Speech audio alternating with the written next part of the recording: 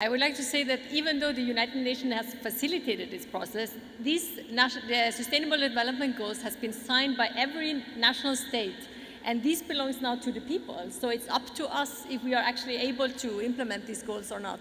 This is a global call for action that we all know that we need for our, not for just for our world, but for our future generations in the way to work together in peace and harmony and in prosperity for the future.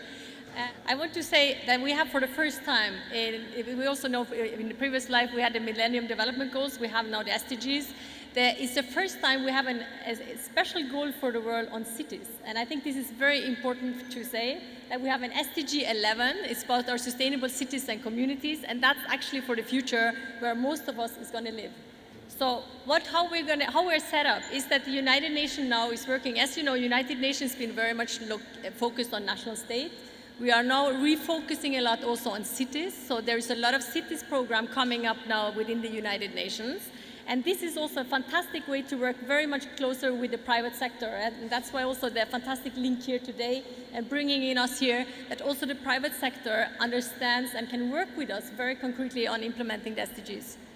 So what we have done the last years is that we have developed a method where we can actually support cities very concretely. We are evaluating cities, and I'm very happy to say that Moscow has just been evaluated by this program now to see where do you stand, where do you go, how can we measure progress that we are on track with the development that we need to do, because we need to make this as concrete as possible. So in addition to helping to guide the cities, giving them capacity, supporting them in very concrete projects and their priority areas, we also want to honor leadership. So we want to bring in cities and private sector who wants to take leadership in this and wants to show the world that it makes a difference if we all go together and work on this. Also, I want to stress that we have these Sustainable Development Goals going to 2030. We don't have much time. If we're going to start over again, we will never get there. That's why we need to learn from each other. That's why cities has a commitment to learn from other cities, private sector, technology. Everything is out there. We've tested and we have worked on this. Why don't we bring it together and connect the cities? That's our approach.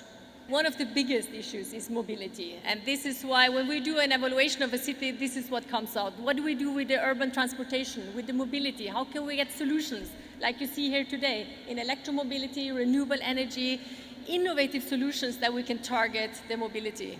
The main areas of projects that we have, as you see here, it's very much on mobility. We actually have an own on electromobility because it's just so much demand for this in cities around the world. And also, I would say, I mean, if you see the top ICT, how do you link the digitalization with the mobility? That's also very important links that we work a lot with. So I will just jump very quickly to the why now and why we're here. And I want also to stress and thank you, Erin, that you are including us here into this and making the link to the Sustainable Development Goals and taking the lead here. I would say that the framework of the SDG is a fantastic framework to guide us, I would say, in the years to come. As you see, cities are taking leadership in this. National state, you know, of course, they're important, and we need the decision makers to get the framework, the legal framework to implement all these technologies. But in the cities, we can have drivers in the cities that we cannot have at the national state. That's why the cities are stepping up leadership. And I also want to stress citizens.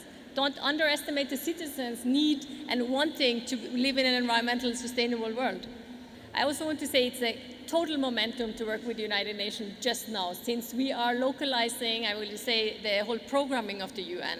So I think in the future you will see the UN will be much more part of also the private sector activities and also at the city level in the years to come.